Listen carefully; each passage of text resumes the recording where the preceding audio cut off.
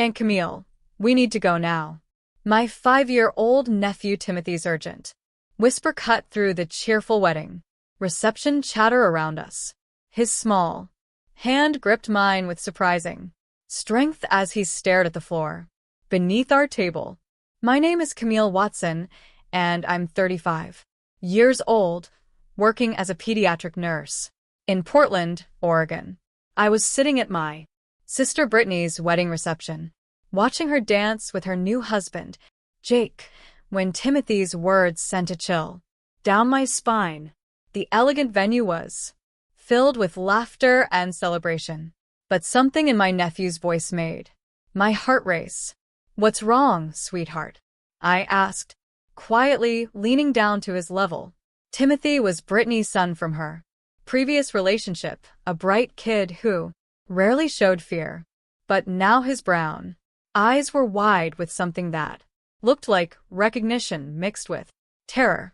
"Look under the table," he whispered, his voice barely audible over the music.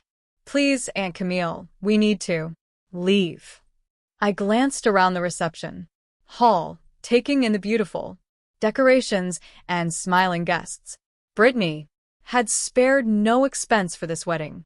The crystal chandeliers cast warm light over tables draped in ivory linens, and the scent of white roses filled the air. Everything looked perfect, just as Britney had always demanded perfection in everything she did. Growing up, Britney had been the golden child in our family. 3 years younger than me, she was the one who got straight A's, won beauty pageants, and could do no wrong in our parents' eyes. While I worked double shifts to pay for nursing school, Britney floated through life expecting everything to be handed to her.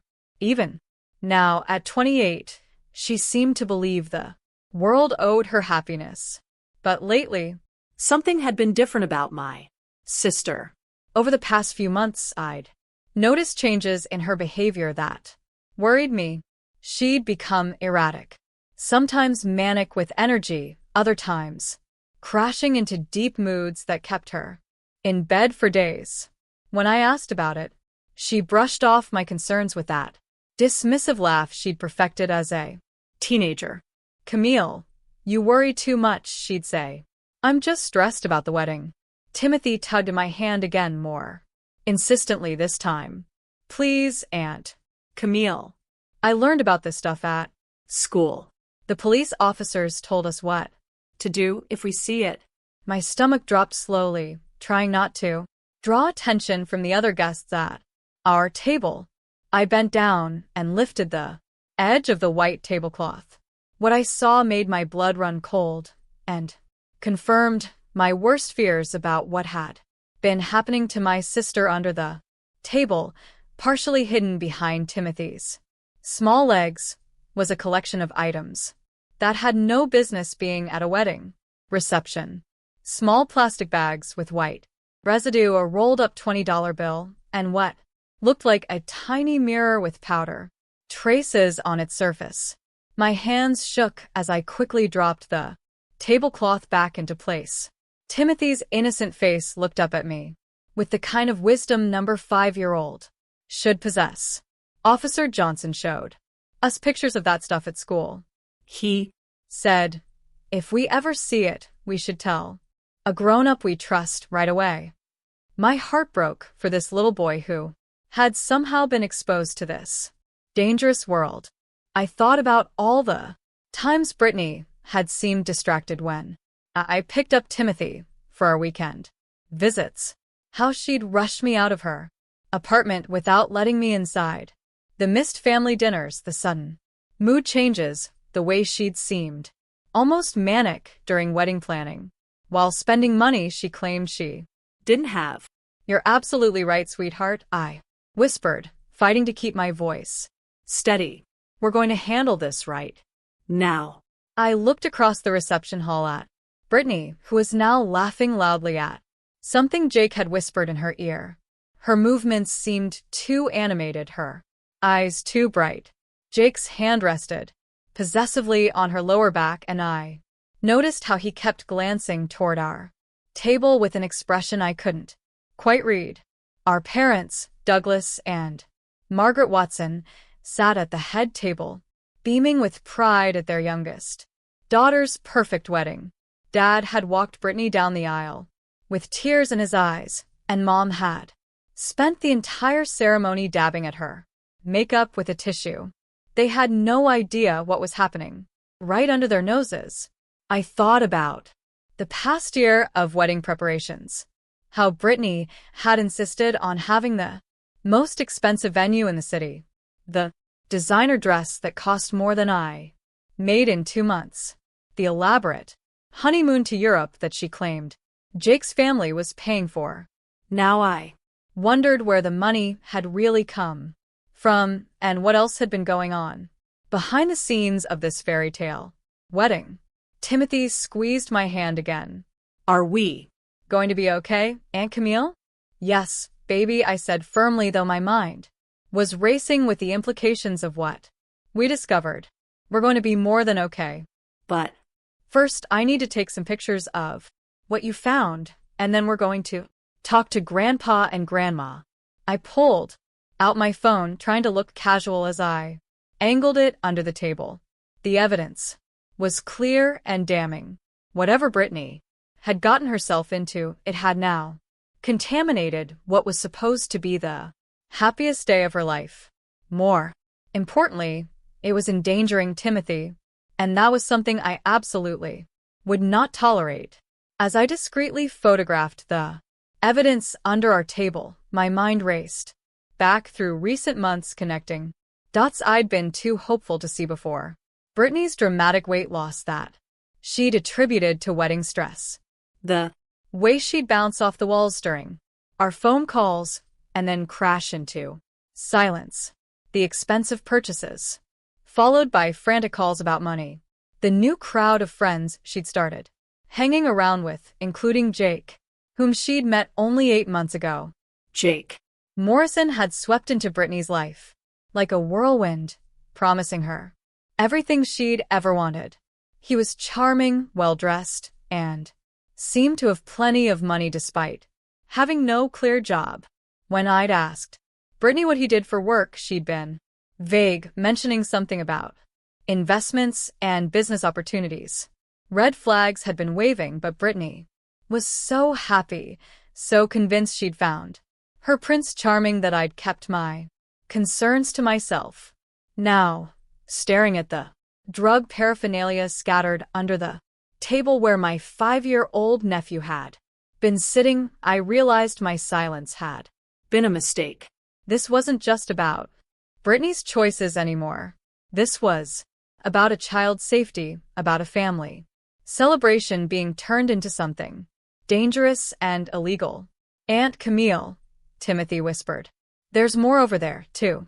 He pointed toward a small clutch purse that had been carelessly dropped near the base of a nearby chair. Through its partially open zipper, I could see more small plastic bags. My stomach turned as I realized the scope of what was happening. This wasn't just someone who'd brought drugs to a wedding. This looked like active dealing or distribution happening right in the middle of the reception. I glanced around the room with new eyes, noticing things I'd missed before. Several of Jake's friends had been making frequent trips to the bathroom, staying for unusually long periods. There had been a lot of whispering and discreet handshaking that I'd initially attributed to people exchanging congratulations and contact information. Now I saw it differently. The beautiful wedding reception, with its elegant decorations and joyful atmosphere, was serving as a cover for illegal drug activity. My sister, the golden child, who could do no wrong, had not only developed a drug problem but was apparently allowing her wedding to be used as some kind of distribution point. I thought about our childhood, how Britney had always been the one who got away with everything while I was held to impossible standards. The irony wasn't lost on me that now, when she needed accountability the most, she was still managing to hide her destructive behavior behind a facade of perfection. But this time was different. This time, there was a child involved and that changed everything. I stood up slowly, keeping Timothy close to my side and made my decision. The golden child's reign of consequence-free living was about to come to an end. Timothy, I need you to come with me to find Grandpa and Grandma, I said quietly, helping him down from his chair. And I want you to stay right next to me the whole time, okay?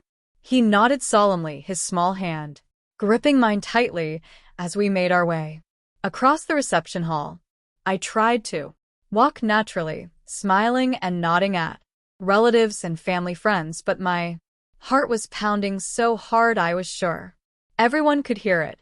As we approached the head table, I caught Dad's eye and gestured for him to step aside. Douglas Watson had been a high school principal for 30 years, and he still had the authoritative presence that could command a room full of teenagers. If anyone could handle this situation with the gravity it deserved, it was him. Dad, I need to speak with you and Mom privately, I said, keeping my voice low but urgent. It's about Timothy. Safety. The word safety was like a magic key. Dad immediately stood up, his expression shifting from celebration to concern. Mom followed, smoothing down her lavender mother of the bride dress and looking worried. What's going on, honey? Mom asked as we moved to a quieter corner of the venue near the coat check area. I looked down at Timothy, who was pressed against my side. Timothy, can you tell Grandpa and Grandma what you told me about what you found under our table? Timothy looked up at his grandparents with serious eyes. There are drugs under the table where we were sitting. Officer Johnson at school showed us pictures so we'd know what to look for. He said drugs are dangerous, and we should always tell a grown-up we trust if we see them. Dad's face went pale. Mom's hand flew to her mouth. Camille, surely you don't think I took pictures? I interrupted, pulling out my phone. Dad, look at this. I showed them the photos I'd taken of the drug paraphernalia under the table. Dad's jaw tightened as he scrolled through the images, his principal instincts kicking in. Mom looked like she might be sick. There's more. I continued, showing them the pictures of the purse with additional bags. Dad, I think there's active drug dealing happening at this reception. Timothy could have been exposed to dangerous substances, and there's no telling how many other people are involved. Oh my God, Mom whispered, looking across the room at Britney, who was now posing.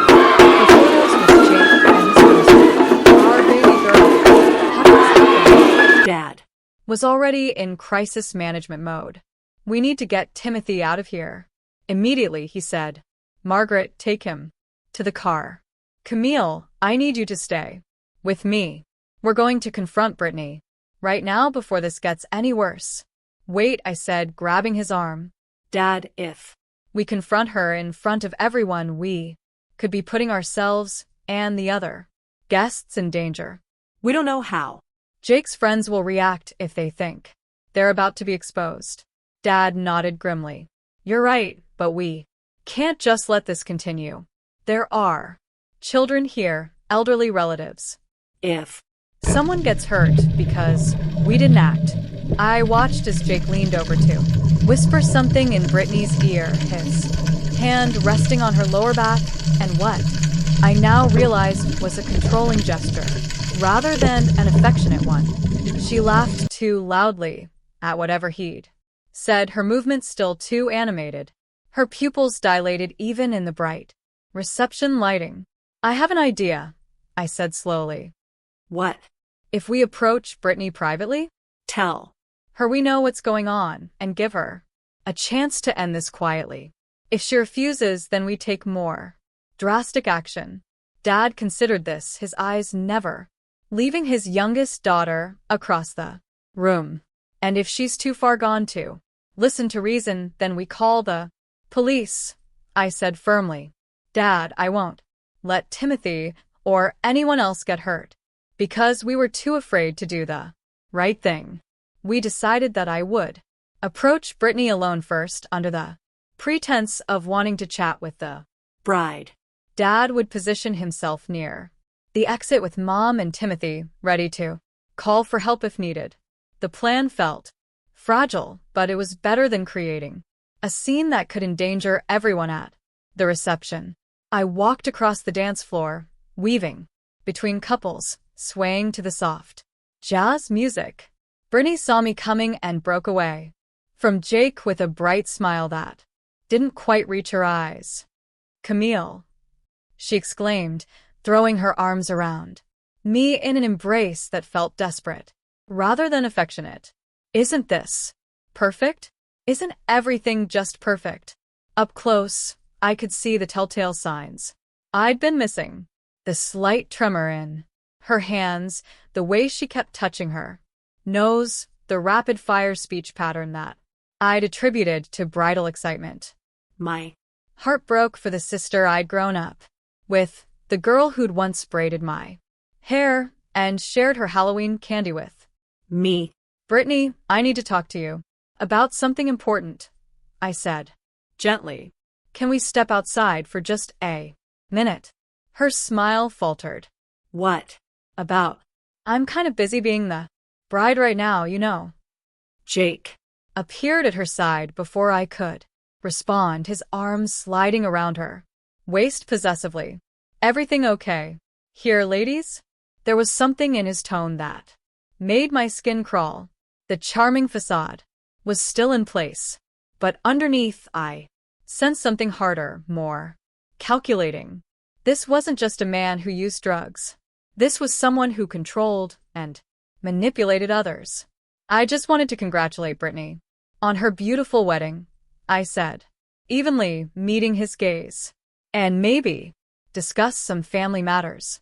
"Family matters can wait until after the honeymoon," Jake said smoothly. "Tonight's about celebrating, right, babe?" Britney nodded eagerly, but I caught the flicker of anxiety in her eyes. "Jake's right. Whatever it is, we can talk about it later, Camille." "Can't you just enjoy the party?" I realized that approaching her gently wasn't going to work. Britney was too far under Jake's influence, too deep in whatever world they'd created together. I needed to be direct, even if it meant taking a risk. "I found the drugs under our table, Britney," I said quietly but clearly. "Timothy found them first." A 5-year-old child was sitting inches away from cocaine and drug paraphernalia. The effect was immediate and dramatic. Britney's face went white, and she stumbled backward into Jake. He caught her, but his expression had turned cold and dangerous. "I don't know what you're talking about," Britney said weakly, but her voice shook. "Yes, you do," I continued.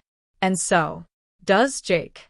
The question is, are you going to end this right now and get the help you need, or am I going to have to call the police to protect Timothy and everyone else here?" Jake stepped forward, his voice low and threatening. "You need to be very careful about the accusations you're making, Camille. This is a private family celebration, and you wouldn't want to ruin your sister's special day over some misunderstanding, would you?" But I was done being intimidated. "The only thing ruining this day is the fact that you've turned my sister's wedding into a drug den. Timothy is 5 years old. Jake, 5, and he was sitting next to your stash." Britney began to cry, her carefully applied makeup starting to run. "Camille, please. You don't understand. It's not what it looks like." "Then explain it to me," I said firmly. "Because from where I'm standing, it looks like you're both high at your own wedding, and you've put every person in this room at risk." Jake's mask finally slipped completely. "You know what, Camille? You always were the uptight sister. Maybe if you minded your own business, everyone would be happier. My nephew's safety is my business," I shot back. "And when you bring drugs around children, you make it everyone's business." Britney was sobbing now, her hands shaking as she tried to wipe her face. I never meant for Timothy to see anything.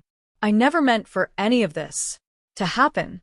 But it did happen, I said, my heart breaking for her, but my resolve firm. Britney, look at me. Really look at me. When was the last time you went a day without using? When was the last time you felt like yourself? She stared at me with haunted eyes. And, for a moment, I saw a glimpse of my real sister underneath the drugs and Jake's influence. I can't remember, she whispered. Jake grabbed her arm roughly. Don't listen to her, babe. She's just jealous that you found happiness and she's still alone. We talked about this. Your family doesn't understand us. The controlling behavior was right there, in the open now, and I realized that Britney wasn't just struggling with addiction. She was being manipulated by someone who was using her vulnerabilities against her. Britney, I said urgently, I love you. I've always loved you, even when it felt like mom and dad preferred you. But this isn't love. This isn't happiness. Look around you. Your son found drugs at your wedding. Your wedding, Britney. She looked across the reception hall, and I could see her beginning to understand the gravity of the situation. Other guests were starting to notice our intense conversation, and several of Jake's friends were watching us with obvious concern. I want to get clean, she whispered so quietly I almost missed it. I've wanted to stop for months, but Jake says Jake doesn't get a vote in your recovery. I interrupted. This is your choice, your life, your son's safety. Jake's face twisted with anger. That's enough, Britney. We're leaving now. But Britney shook her head, pulling away from him for the first time since I'd approached them. No, I can't keep doing this. Camille's right. Timothy could have been hurt. What kind of mother am I? The kind who can choose to get help, I said firmly. Right now, tonight, we can leave together, and tomorrow, we can start figuring out how to get you into treatment. Jake stepped between us. Again, his voice getting louder. She's not going anywhere with you. You don't know what you're messing with. Here, Camille. That sounded like a threat. And suddenly, I was aware that several of Jake's friends were moving closer to us. The reception was still going on around us, but we were in our own bubble of tension and danger. I looked toward the exit and saw Dad watching us intently, his phone already in his hand. Mom was standing beside him, with Timothy, who was safely away from whatever was about to happen. Dad caught my eye and held up his phone, making it clear he was ready to call for help at my signal. I turned back to Jake with newfound confidence. Actually, Jake, I think you're the one who doesn't know what he's messing with. You see, I'm a nurse, which means I'm a mandated reporter, and Timothy's disclosure of drug exposure means I'm legally required to report this to Child Protective Services. The color drained from both their faces. As the implication sank in, Jake's face went from threatening to panicked in an instant. You can't do that. You'll ruin everything. Everything's already ruined, I said calmly, pulling out my phone. The question is whether we handle this as a family or whether I make that call to CPS right now. Britney looked between Jake and me, her wedding dress wrinkled and her makeup strewn with tears. Camille, please, if you call them, they might take Timothy away from me. Then, you need to make some very quick decisions, I replied. Are you willing to go into treatment? Are you willing to cut ties with the people who are feeding your addiction? Are you willing to put your son's safety first? Jake grabbed Britney's arm again. Don't listen to her. She's bluffing. Your family has always been jealous of what we have. But I was done with his manipulation. I gestured to Dad, who immediately started walking toward us with determined strides. Behind him, I could see Mom leading Timothy toward the exit. Jake, let me introduce you to my father, Douglas Watson. He's been a high school principal for 30 years, which means he's dealt with more drug dealers and manipulative boyfriends than you can imagine. Dad, would you like to explain to Jake what happens when adults provide drugs at events where children are present? Dad's principal voice carried clearly across the reception area. In the state of Oregon, endangering the welfare of a child in the presence of controlled substances is a felony. Contributing to the delinquency of a minor carries additional penalties. And if any of these substances were distributed at this event, we're looking at trafficking charges. Jake's friends, who had been edging closer, suddenly found other places to be. Several of them were heading for the exits, clearly not wanting to be around when things got serious. Britney looked at the empty space where Jake's support system had been just moments before. They're all leaving, she said in wonder. They're just leaving because they never cared about you, I said gently. They cared about what you could provide for them. But your family is still here. Timothy needs you to choose him. Britney looked around the reception hall at the beautiful decorations, the abandoned dance floor, the guests who were beginning to whisper and point. Her fairy tale wedding had become a nightmare, and reality was finally breaking through the haze of drugs and manipulation. I choose Timothy, she whispered then. Louder. I choose my son. Jake's face contorted with rage. You're making the biggest mistake of your life. You think your family's going to support you through rehab? You think they're going to forgive you for this embarrassment? I'm the only one who really knows you. Britney, I'm the only one who accepts you as you are. The way I am is sick, Britney said, her voice growing stronger. And you made me sicker. You convinced me that using drugs was normal, that I needed them to be happy. But look where it got me. My 5-year-old son found cocaine at my wedding. Dad stepped forward, his presence commanding. Jake, I think it's time for you and your friends to leave. The reception is over. You can't kick me out of my own wedding. Jake snarled, but his bravado was cracking. Watch me, Dad replied. Security. The venue's security team, who had been discreetly alerted during our conversation, approached from multiple directions. Jake looked around wildly, realizing that his control over the situation had completely evaporated. This isn't over, he said to Britney. You'll come crawling back to me within a week. You always do. But Britney stood straighter, supported by Dad's steady presence and my unwavering gaze. No, Jake. This is over. All of it. As security escorted Jake and his remaining friends from the venue, Britney collapsed into Dad's arms, sobbing with a mixture of relief and devastation. The golden child had finally fallen, but she was ready to get back up with help. Jake Morrison and his associates faced immediate consequences when hotel security confiscated the remaining drugs and called Portland police. Jake was arrested on multiple charges, including possession, distribution, and child endangerment, while his wedding to Britney was legally nullified due to his criminal activity during the ceremony. His drug dealing network collapsed when several associates were also arrested, and he faced a prison sentence that would keep him away from my sister for years. Britney entered a court-mandated rehabilitation program within days of her wedding disaster, losing custody of Timothy temporarily but gaining the chance to rebuild her life with proper support and counseling. As I drove home that night with Timothy safely buckled in the back seat, I reflected on how protecting a child had required me to destroy my sister's illusions about her perfect life.